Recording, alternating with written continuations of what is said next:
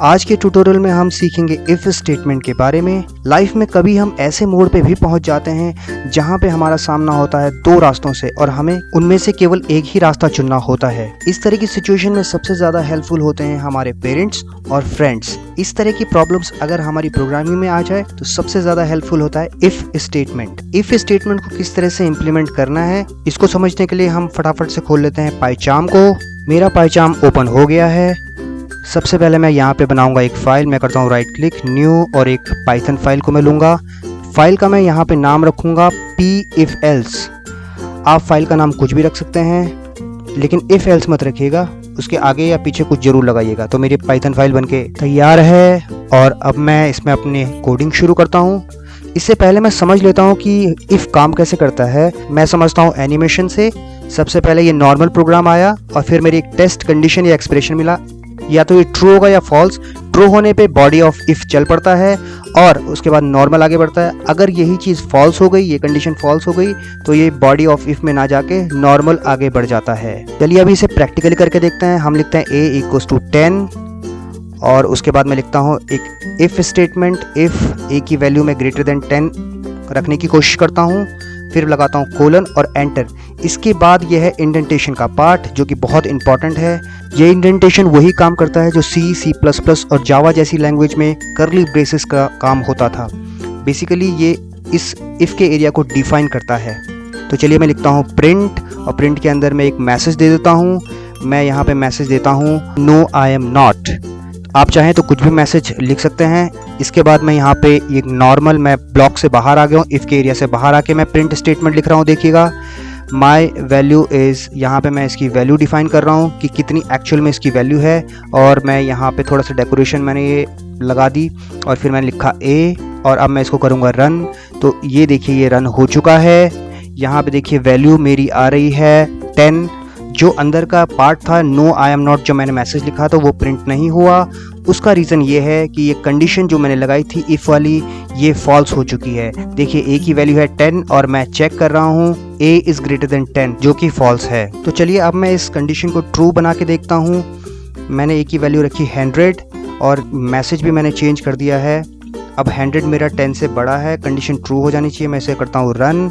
Run करने के बाद ये मेरा आउटपुट आ गया, येस आई एम भी आ चुका है। और ये जो नॉर्मल मैसेज था माई वैल्यू इज़ 100, ये तो नॉर्मल प्रोग्राम का पार्ट था तो इसने तो प्रिंट होना ही होना है। येस आई एम कंडीशन के अंदर था, कंडीशन सेटिस्फाई हो गई। चलिए अब मैं एक और एग्जांपल ले लेता हूँ। इसको सबसे पहले मैं करूँगा कमेंट आउट। तो मैंने ये सारे कमेंट्स बना लिए हैं। अब मैं फिर से अपना एक प्रोग्राम लिखूँगा। यहाँ पे इफ़ मैं लिखता हूँ और ये ए को मैं चेंज कर देता हूँ। यहाँ पे लिखता हूँ 19 और ये मैं इसको एज मानता हूँ, एज 19 है।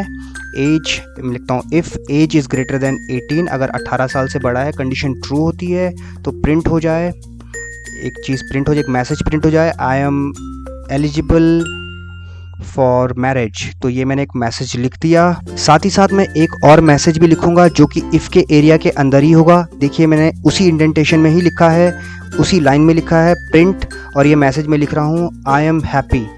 तो ये दो लाइनें मेरी इफ़ के अंदर है। और अब मैं इसको करता हूँ रन। इस पर करूँगा राइट क्लिक और ये मेरा हो गया है रन। और रन करने के बाद मैं देख सकता हूँ, ये देखिए मेरी कंडीशन ट्रू थी। ट्रू होने के तुरंत बाद ये दोनों के दोनों मैसेज आ चुके हैं मेरे पास, I am eligible for marriage और आई एम हैप्पी। ये दोनों के दोनों मैसेज इफ़ कंडीशन के ट्रू होने के बाद आ गए हैं मेरे पास। तो आई होप आपको इतना समझ में आ गया होगा। तो चलिए अब सीखते हैं इफ़ के भाई एल्स के बारे में।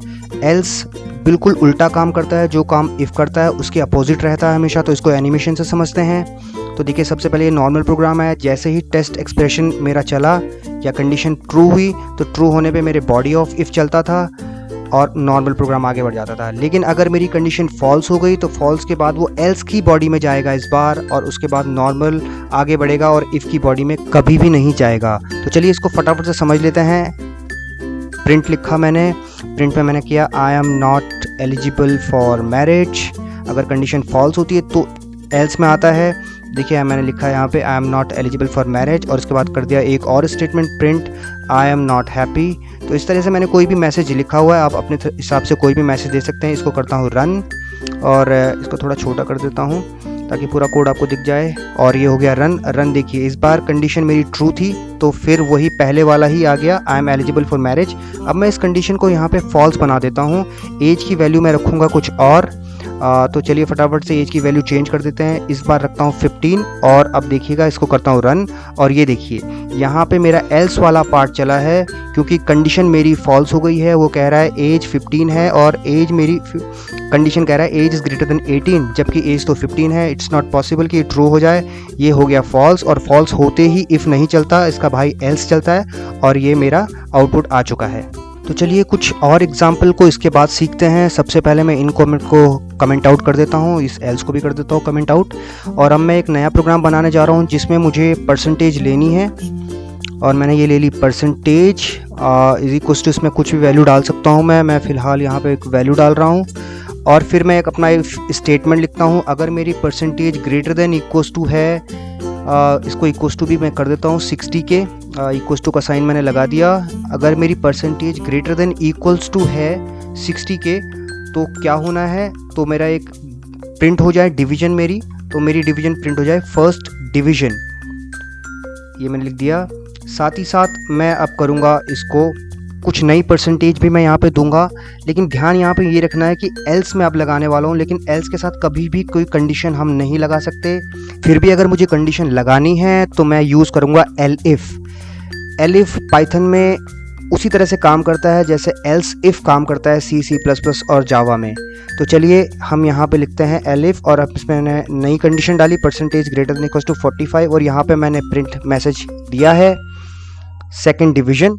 और यही काम फिर मुझे आगे भी करना है। यहाँ पे मुझे बस अब थर्ड डिवीज़न के लिए मुझे सिर्फ एक और कंडीशन लगानी है। मैंने लिखा percentage is greater than equals to 33 में परसेंटेज मैंने दे दी यहाँ पे थर्ड डिवीज़न। तो थर्ड डिवीज़न से कोई दिक्कत की बात नहीं है, थर्ड डिवीज़न वाले जनरली बच्चे IAS बनते हैं, तो कोई इशू नहीं है, थर्ड डिवीज़न आ गई तो चलिए अब हम कंडीशन लगाएंगे उन लोगों के लिए जो 33% भी मार्क्स नहीं ला पाए, तो उनके लिए हम लगाएंगे एल्स। और यहाँ मैं कोलन लगाना भूल गया हूँ तो मैंने लगा दिया कोलन, और यहाँ पे हम एक प्रिंट मैसेज देंगे, फेल किसी को नहीं करना, हम लिखेंगे पास विद ग्रेस। तो हमने इन बच्चों को जिनकी 33% भी नहीं आ पाए थे, 33% नहीं आ पाई, उनको भी पास कर दिया। तो देखिए मैंने रन कर दिया है, तो देखिए मेरे यहाँ पे 80 लिखा हुआ था, तो 80 के हिसाब से मेरी फर्स्ट डिवीज़न बनती है, तो मेरी ये फर्स्ट डिवीज़न का आउटपुट आ गया। एलिफ की खास बात ये है कि ये फिर फर्दर चेक नहीं करेगा, अगर इफ़ ट्रू हो गया तो फर्दर चेक नहीं करेगा। देखिए मैंने एक बार फिर से रन किया है इसको 90 करके, तो मेरे यहाँ पे फिर से फर्स्ट डिवीज़न। अब मैं इसको 46 करता हूँ तो ये 46 से मेरी सेकंड डिवीज़न आ गई, क्योंकि फर्स्ट कंडीशन फॉल्स हुई होगी, सेकंड में चला गया और सेकंड से मेरा ये सेकंड डिवीज़न आ गया। अब मैं करता हूँ 33, तो ये मेरी थर्ड डिवीज़न आनी चाहिए। तो ये देखिए थर्ड डिवीज़न मेरी आ चुकी है। ये पहली कंडीशन फॉल्स, दूसरी कंडीशन फॉल्स और तीसरी ट्रू, तो ये थर्ड डिवीज़न बन गई है। तो चलिए अब मैं 25 करके देखता हूँ क्या होने वाला है। ये देखिए पास विद ग्रेस आ गया, तो यानी कि पहली 3 कंडीशंस फॉल्स हुई है, लास्ट में जो रह गया एल्स वाला पार्ट तो वो इसने प्रिंट कर दिया। तो चलिए अब हम इसे कर देते हैं कमेंट आउट, और ये मैंने इसे कमेंट आउट कर दिया है। और अब हम एक क्वेश्चन को सॉल्व करेंगे। क्वेश्चन में क्या है कि आपको यूज़र से इनपुट करवाना है एक नंबर जिसकी एंट्री होगी 0 से लेकर 999, यानी 0 से लेकर 999 तक की एंट्री होगी। लेकिन ध्यान इस बात का रखेंगे आप कि इससे छोटा नंबर नहीं होना चाहिए और इससे बड़ा नंबर भी नहीं होना चाहिए, और अगर यूज़र इससे बड़ा या छोटा नंबर डालता है तो वो उसे इनवैलिड नंबर बता दे। तो चलिए इसको सॉल्व करते हैं। इसको सबसे पहले मैं लिखता हूँ माई नंबर, और उस नंबर को मुझे करना है इंटीजर में कन्वर्ट। मैंने लिखा इंट, और फिर मैंने लिखा इनपुट फंक्शन को, और एक मैसेज दे दिया यूज़र को, एंटर नंबर बिटवीन 0 ... और 999। और उसके बाद मैं लिखता हूँ condition if my number is less then 0। साथ ही साथ एक कंडीशन और लगाता हूँ, माई नम ग्रेटर देन 999। तो ये मेरी दो कंडीशन है, दोनों में से कोई भी कंडीशन अगर ट्रू होती है, क्योंकि मैंने और लगा रखा है यहाँ पे, तो दोनों में से कोई भी कंडीशन ट्रू हुई तो वो इनवैलिड नंबर का प्रिंट मुझे दे दे। तो मैं यहाँ पे लिख रहा हूँ प्रिंट, और इसमें लिखूँगा इनवैलिड नंबर। तो अल्टीमेटली मेरा जो नंबर है वो 0 से बड़ा होना चाहिए और 999 से छोटा होना चाहिए। अब मैं लिखूँगा एल्स, और एल्स में मैं लगाऊंगा कोलन इसके बाद, और इसके बाद मैं नेस्टिंग करने वाला हूँ। एल्स के बाद मैं फिर से लगाता हूँ इफ़। मैं चाहूँ तो यहाँ पे एलिफ का यूज़ कर सकता हूँ, लेकिन मैंने जानबूझ के ऐसा नहीं किया। मैंने यहाँ पे एल्स के अंदर एक सेपरेट इफ़ लगाया है। इस कंडीशन को देखते हैं, इफ़ नम मेरा होता है लेस देन 10 से, तो मैं प्रिंट कर दूंगा सिंगल डिजिट नंबर, यानी कि अगर 10 से छोटा यानी कि 9, 8, 7 कुछ भी होता है तो सिंगल डिजिट नंबर ही होगा, तो वो मेरा यहाँ पे प्रिंट हो जाए। तो ये मेरा प्रिंट हो गया, और साथ ही साथ मैं इसका एल्स लगा देता हूँ अब, और इस एल्स के बाद मैं फिर से इसी एल्स के अंदर एक इफ़ यूज़ करूँगा। नई कंडीशन लगा रहा हूँ, माई नम इज़ लेस देन 100, और यहाँ पे प्रिंट हो जाएगा मैसेज डबल डिजिट नंबर, यानी 100 से छोटे जितने भी नंबर हैं वो डबल डिजिट होंगे, यानी कि 10 से लेकर 99 तक, 10 to 99 तक मेरे डबल डिजिट नंबर होंगे। और इसका भी मैं लगाता हूँ एल्स, और इस एल्स के अंदर देखिए ये सीढ़ी जैसा बन गया, इसको बोलते हैं लेडर, इफ़ एल्स लेडर। तो ये देखिए, if my num is less than 1000, तो यहाँ पे मेरा प्रिंट हो जाएगा ट्रिपल डिजिट नंबर या 3 डिजिट नंबर, ठीक है, यानी कि मेरा 100 से चलेगा और 999 तक चलेगा, यानी 100 to 999, और यहाँ पे मैंने प्रिंट कर रखा है। और ये लास्ट एल्स है, इस लास्ट एल्स को मैं ऑप्शनल रखता हूँ। यहाँ पे मैं प्रिंट करूँगा एक मैसेज, आई एम अनरीचेबल, यानी कि यहाँ तक तो कभी पहुँच भी नहीं पाएगा वो। रीज़न इसका ये है कि जितनी भी मेरी कंडीशन है वो ऊपर में ही कहीं ना कहीं पे सॉल्व होकर रुक जाएगी और आउटपुट उसका आ जाएगा, तो वो नीचे कभी पहुँच ही नहीं पाएगा अनरीचेबल कोड तक। तो ये देखिए, मैंने यहाँ पे थोड़ा सा इसको चेंज करता हूँ, एंटर योर नंबर, थोड़ा सा मैं इसको डेकोरेशन बढ़ा देता हूँ, और मैं इसको करता हूँ रन, और ये कह रहा है मुझे रन करने के लिए, ठीक है, मैंने रन कर दिया।